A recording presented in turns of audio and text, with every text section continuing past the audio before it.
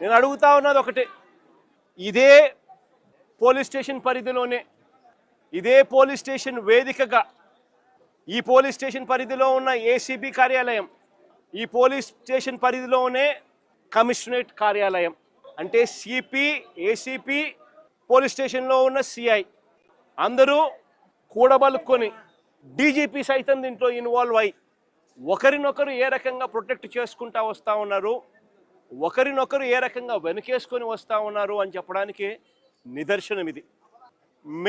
మే మాసంలోనే ఒక ఘటన కాదు, సాయిది ఒక ఘటన అయితే రెండో ఘటన క్రాంతి కుమార్ అనే పిల్లాడిది, రెండో ఘటన సూసైడ్.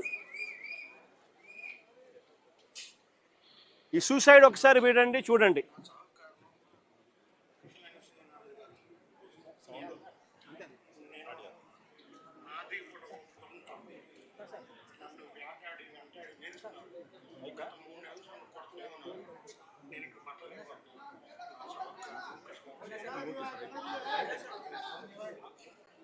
ఈ క్రాంతి కుమార్ అనే అబ్బాయి ఆత్మహత్య చేసుకున్నాడు.